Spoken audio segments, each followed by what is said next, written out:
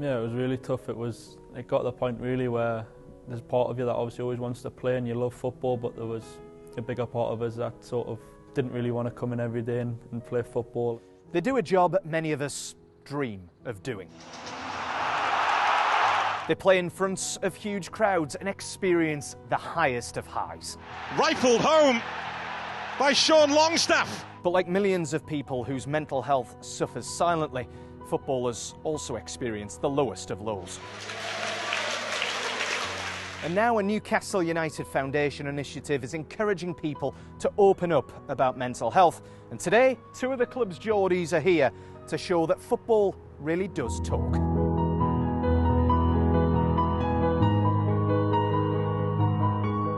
So I think it's just such a taboo thing, mental health. It's something that we don't speak about enough.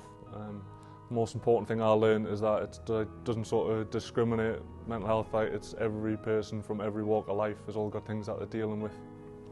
Yeah, I think mental health is so much bigger than football. It's actually, in a way, it sort of shows that people are no more important than each other, and just because you see someone play football on the telly doesn't mean that they're not going to be affected by the same things that a normal person watching the game is. It's hard when you're in that headspace. You don't you realise that you're in it, and like some of the things that you're worrying about and you're down about, like, don't really have a massive effect on your life, but they do when you're in that. Like now, looking back on times where I've been struggling, I think, like, I kind of believe that those thoughts were even going through my head.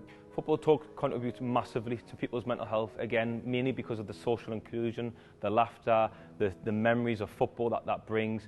It's an opportunity to come and talk with other people like themselves, dominantly about football, but at times as well other topics such as mental health.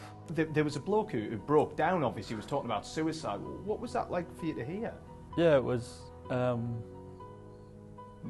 sad. I think for him, I think he said he lost 5 people to suicide. I think to lose one person is so sad, but yeah, he sort of broke down in front of us, and yeah, he brought a tear to my eye, and you just want to sort of give him a big cuddle. And yeah, but like I said, for him to be able to come to somewhere like this and speak within a group and feel comfortable to do that, I think is amazing. The foundation does amazing initiatives all over. Like me and Sean have been to loads of them, but I think from a personal point of view, to see the work that they're doing with mental health, yeah, it was really special. I think one of the most special things about Newcastle is how good the people are, and yeah, I think if, as a city, you can sort of speak to each other, and it's a really friendly place, so I think there's no reason why it sounds stupid whether you're sat on a bus or sat doing nothing. If you're sat next to someone, you never know, they could be going through something really terrible, and you speaking to them could help them so much, and it's a tiny little gesture. And I think if everyone's sort of nicer to each other and everyone's